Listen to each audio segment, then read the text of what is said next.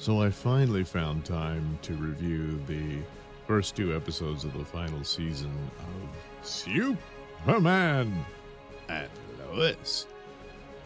And it's excellent. You know, it's just, it's a damn shame that it's over and they couldn't continue on with it. It's just, it's unfortunate, but you know, I guess the situation is what it is. They don't want it to compete with their new iteration of Superman going into the theaters, which may or may not make it, you know. Which I don't see that as much of a conflict, but I guess they did. But also, there's only so much money to go around. And in spite of the shortened season and everything, they've managed to allocate the funds to such that you get a dose of superhero action within this basically primetime soap opera, a family drama type thing. But the performances are strong and the narratives are solid, and it continues on with that even at this shortened stage. Of course, most of the cast were let go, but you know, kept on in guest star status, and they're able to weave around that. And I suspect that's how it'll be for the remaining episodes.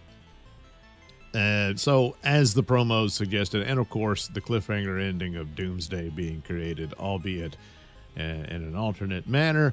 Lex Luthor basically tortured the Bizarro Superman into becoming Doomsday, and so the first episode is Superman and Doomsday battling it out in space, and they do it as spectacular as they can, and for what it is, I think it looks fantastic. They're fighting on the moon, which is kind of a callback to Quest for Peace.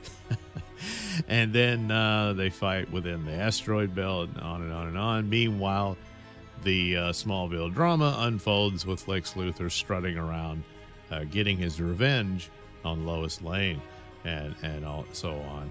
And it looked like it was lights out for her father, but Superboy came through.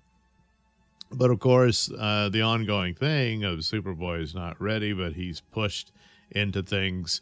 You know, he can't have a level head on it because of all that's happened. So by the end of the episode, Doomsday comes back and dumps Superman's body in the middle of the street. And I wasn't really expecting the rather gruesome nature of it, about what he did. And then this provides a plot for the second episode, and Superboy believing he can regenerate his father and all that. And of course, the interesting thing about Superman and Lois, and I can't remember exactly, I think it was an article I read somewhere, and someone jumped in on this, and that it's a jumbled, switching around of elements that tells actually the story of Death of Superman, and then the reign of the Superman, and then Superman returning and all that in those stories that they did way back when in the early 90s.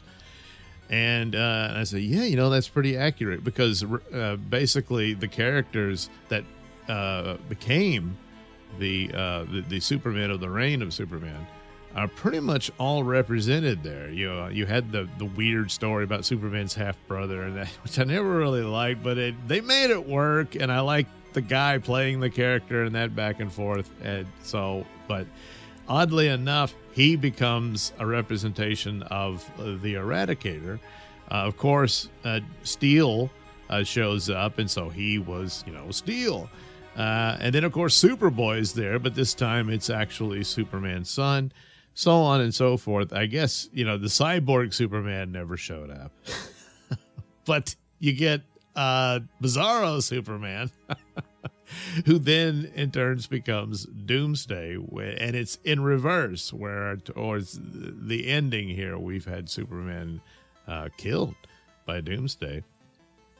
And of course there is the resurrection of Superman, and I don't know if his brother returns or anything, because he might have figured out a way to do it. They do have the fortress, and but there's a problem there and stuff like that. So For the first 2 episodes, they're all very sad, and it's like Luther's on top and, winning all over the place.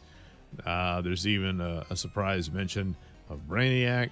I don't know where that goes, but it's just the downer is it's not going to continue, and it's like, damn, that's too bad.